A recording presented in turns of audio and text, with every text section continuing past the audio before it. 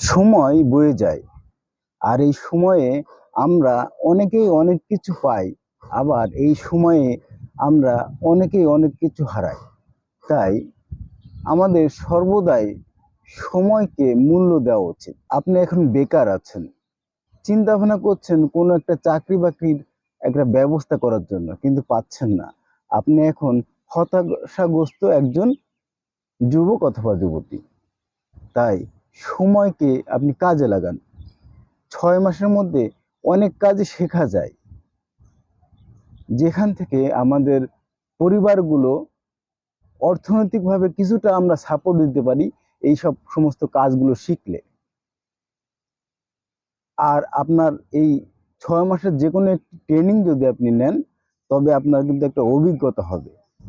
যেহেতু আপনার শিক্ষাগত যোগ্যতা আছে কিন্তু অভিজ্ঞতা নাই, তাই আপনি যে কোনো একটা ট্রেনিং সেন্টারে যান, বা আপনার আশেপাশে যে সমস্ত কাজগুলো আপনি মনে করেন যে এগুলো ট্রেনিং নিলে বা কাজগুলো শিখলে আপনার পরিবার আর্থিকভাবে সচ্ছল হবে, তো সেই কাজগুলো শেখার চেষ্টা করুন। বাড়িতে বসে থাকার কোনো মানেই হয় না। সময়কে সঠিকভাবে কাজে লাগানো একজন দায়িত্বশীল, বুদ্ধিমান এবং আস্থাশীল মানুষের কাজ। তাই কখনোই হতাশ হবেন না। সময়কে কাজে লাগাতে শিখুন। আপনি যদি যে কোনো একটি কাজ শিখতে পারেন, দেশে অথবা প্রবাসে প্রচুর কর্মসংস্থানের ব্যবস্থা আছে। আপনি দেশে হয়তো একটু কম বেতনের কাজের মূল্যায়নটা পাবেন, কিন্তু প্রবাসে গেলে প্রচুর মূল্যায়ন পাবেন। যে কারণে প্রবাসী যেসব ভাই বোনেরা আছেন, তারা কিন্তু বাংলাদেশে আসলে আর থাকতে চায় না। তারা কিন্তু আবারও সেই প্রবাস পাড়ি দিতে চায়, কারণ তাদের অর্থনৈতিক সচ্ছলতা কিন্তু ওই প্রবাস থেকেই আসে।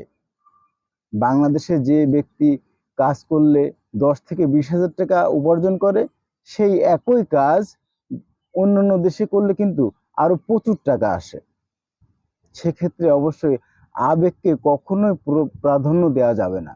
আবেগ যদি আপনার থাকে, তবে আপনি দেশেই থাকেন আর অর্থনৈতিকভাবে অসচ্ছল থাকবেন। এটা হচ্ছে বাস্তবতা। আপনার শিক্ষাগত যোগ্যতা আছে, আপনি আপনার এলাকার যে বাজার আছে সেখানে আপনি মোবাইল টেকনিশিয়ানের কাজ শেখেন, মোবাইল মেরামতের কাজ শেখেন, কম্পিউটার মেরামতের কাজ শেখেন, এসি ফ্রিজের কাজ শেখেন। আপনার শিক্ষাগত যোগ্যতা অনুযায়ী যদি আপনি দক্ষ হতে পারেন, তবে কিন্তু সারা বিশ্ব আপনাকে মূল্যায়ন করবে।